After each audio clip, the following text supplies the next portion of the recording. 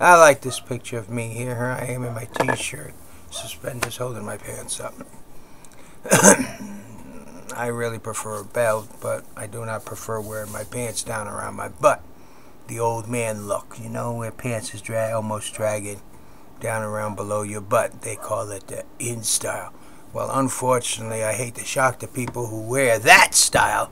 If that is the in style, it has been around for hundreds of years. It is commonly referred to prior to the current generation as old man droop. You know, when man's pants will no longer stay up, they droop down below his butt and his underwear shows.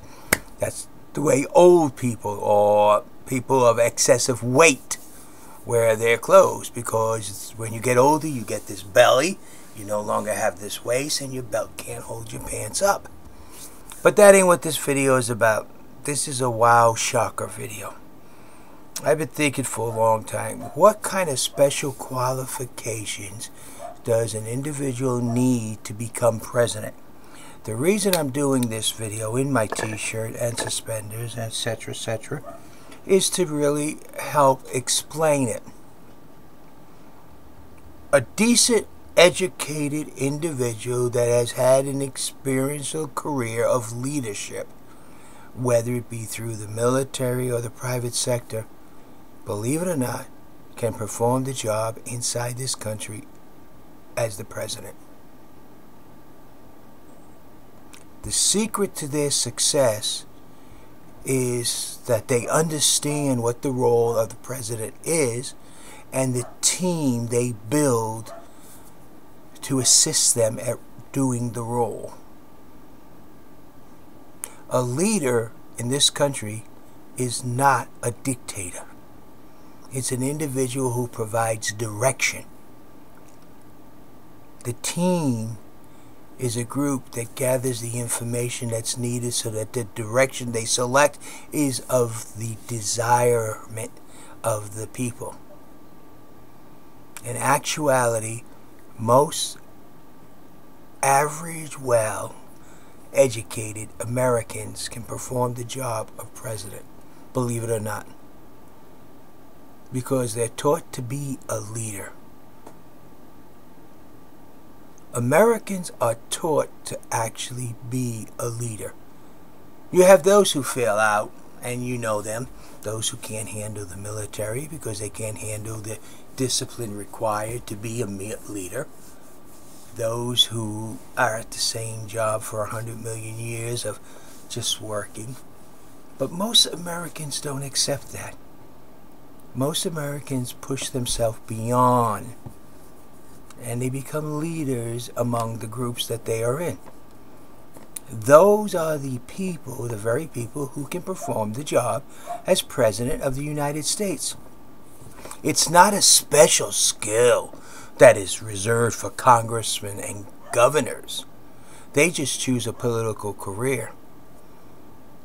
But people who choose to become leaders within their circle are the people who become and can handle the duties of the President of the United States. It's just building the team behind them that will make or break their success. If you build a team that's totally socialistic, you will have a socialistic president. You build a team that's totally business orientated, you will have a business orientated type president. If you build a team that is conservative yet liberal, you'll have a conservative liberal president. It's how you build your team that will look upon the needs of the nation and the people and provide information for the direction that the president chooses. He chooses a team that he is comfortable working with or he is paying back favors to. Those presidents who choose teams that they got to pay back favors usually get just what Obama got. His career is pretty much, you know, I scratch your back, you scratch mine. Very little leadership there, but for a lot of give and take of the rich. So that's why a lot of people in this country feels that we, the average working people, are ignored. We, the average working people, are, quote unquote, which I don't believe, slaves, because we choose our leaders and therefore we choose the circumstances we are forced to live under. And that is really the shocker about President of the United States. Oh, but it involves the whole world. It involves politics as far beyond. No, it involves reason. It involves self-confidence. It involves the ability to lead while at the same time listening. And it involves believing in oneself and one country.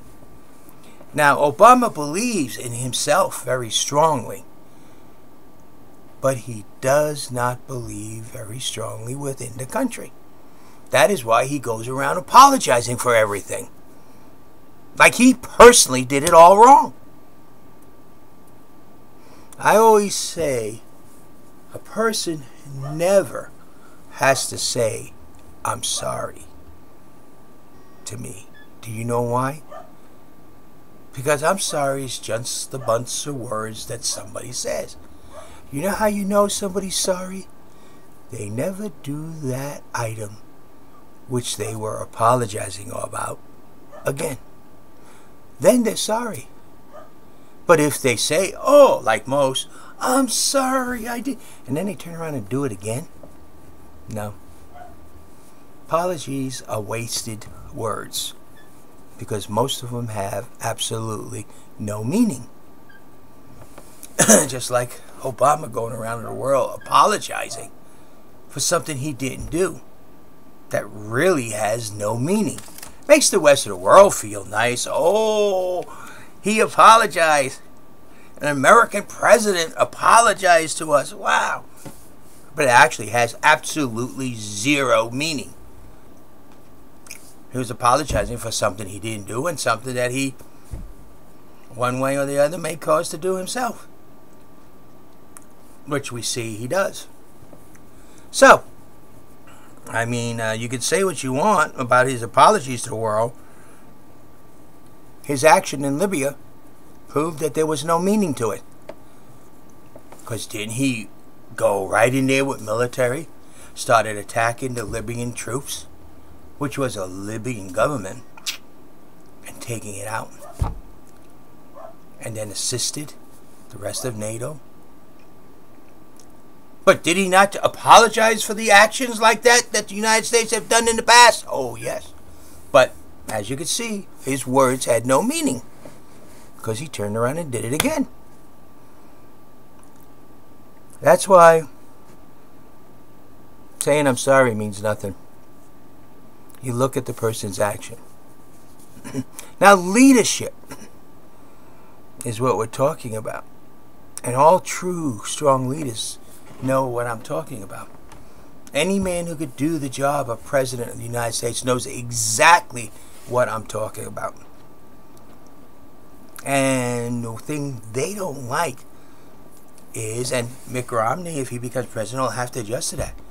You're not the absolute leader. You can't go in and say, "I want it this way." It don't work. Because you're a leader of a nation of people.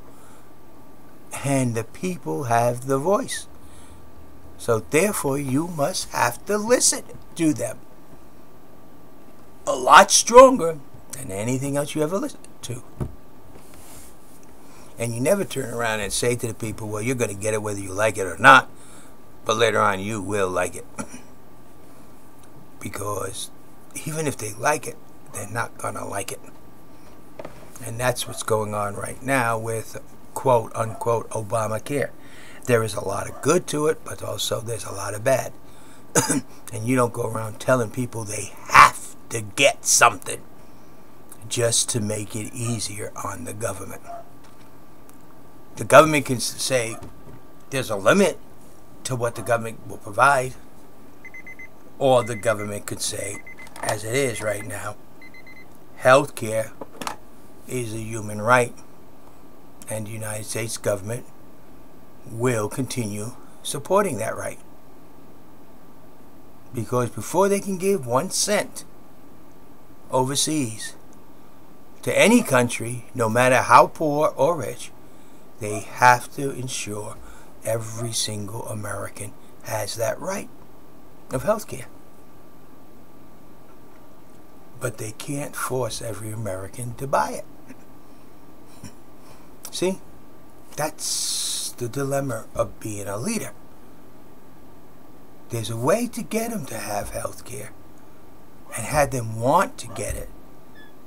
But you do not dictate in the United States to the people, you will get it. See, that's something Obama missed because he wasn't trained yet on how to be a leader. He thinks organizing community groups makes me a leader. No. Organizing community groups is the way you dictate what people will do. Running and operating the community group is what makes you the leader. That he didn't do. So, what makes me qualified to be the President of the United States? Why should you even consider me? Well, you're just going to have to go through and check out JDCriveau's videos on YouTube. Then you'll find out my point of views in life about the leadership of this country and where it should go. And know that I would end up picking a team behind me that would reflect those point of views. And my most important point of view is that you, the individual, is the most important thing that matters inside this country. And what can this country do to make your life a little easier, a little better? Not someone on the other side of the world. Not someone down south below us. You, the American individual. That's my focal point. Of course, some people think that'd be too isolationist, but it's not. Because I truly believe you must get your house in order before you can help your neighbors. That's the truth. And that's the way I will be. You, above all else, will matter. But remember, it's not me alone. It's going to be the team that I pick. And oh, believe me, if I win the election, the team will be available. You would be surprised at how many people would want to be on the team that will assist this country to make your life better. Thank you. This is JD. Now just check out the things that I say. Check me out on YouTube, JDCriveau channel, and you decide. Never do I tell you to vote for me. I say check me out. If you agree, help me. Spread the word to everybody you know. If you disagree, let me know why and how, and we can talk. Because our discussions will only produce a collaboration in which we then can work together. Well, that's the way I am. And I did this one in a t-shirt today to show you JD. JD in a turtleneck and a jacket is still JD. JD in a t-shirt, suspenders, and dungarees is still JD. Sometimes I'm in the backyard digging up and working. Sometimes I'm just sitting down and studying for my next test in college. Okay, you all have a nice night now. This is JD.